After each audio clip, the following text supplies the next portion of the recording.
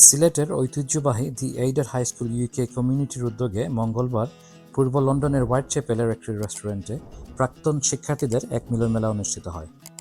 বিশিষ্ট কমিউনিটি নেতা মাহমুদ হাসান এমবিই এর সভাপতিত্বে অনুষ্ঠানটি পরিচালনা করেন মারুফ হাসান ও জুয়েল চৌধুরী। অনুষ্ঠানে প্রধান অতিথি হিসেবে উপস্থিত ছিলেন স্কুলের প্রাক্তন শিক্ষক ও যুক্তরাজ্য প্রবাসী ফজলুর রহমান।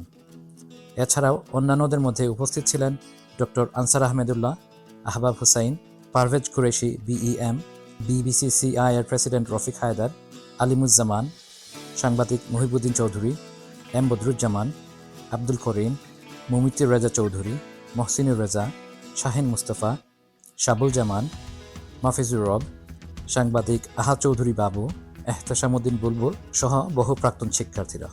কমিউনিটির উন্নয়ন, সমাজসেবা ও বিভিন্ন ক্ষেত্রে অবদানের স্বীকৃতিস্বরূপ সম্মাননা ক্রেস্ট প্রদান করা হয় Maqbool Ahmed, Mahmud Hasan MBE, doctor Ansar Ahmedullah, Rafiq Haider, Shahin Mustafa, Ehteshamuddin Bulbul, Parvez Qureshi BEM, Ahbab Hussain, Ferdous Ahmed, Aha Chowdhury বাবু ও শাবুল জামানকে।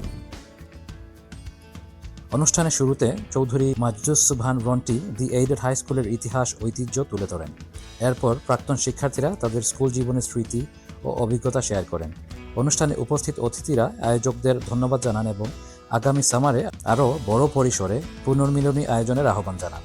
একই সঙ্গে 2028 সালে স্কুলের শতবর্ষ উপলক্ষে একটি বড় পরিসরের আয়োজনের আশাবাদ ব্যক্ত করেন। প্রধান অতিথির বক্তব্যে ফজলুর রহমান বলেন, আমি নিজেও এই স্কুলের একজন প্রাক্তন শিক্ষার্থী। দীর্ঘদিন পর সবাইকে একসঙ্গে পেয়ে আমিও আনন্দিত। অনুষ্ঠানের শেষ পর্বে নির্মাণ স্কুল লেজেন্ড ট্রফি ইউকে 2025 টুর্নামেন্টে রানার আপ হওয়া দলের খেলোয়াড়দের হাতে ক্রেস্ট তুলে দেওয়া হয়। পাশাপাশি অতিথিদের মাঝে স্মারক উপহারও বিতরণ করা হয়। মামুনুর রহমানের কুরআন তেলাওয়াতের মাধ্যমে অনুষ্ঠানটি শুরু হয় এবং রাতের খাবার পরিবেশনের মধ্য দিয়ে সমাপ্ত হয়। শেষে আয়োজকরা আগত সকল প্রাক্তন শিক্ষার্থীদের উপস্থিতির জন্য কৃতজ্ঞতা প্রকাশ করেন।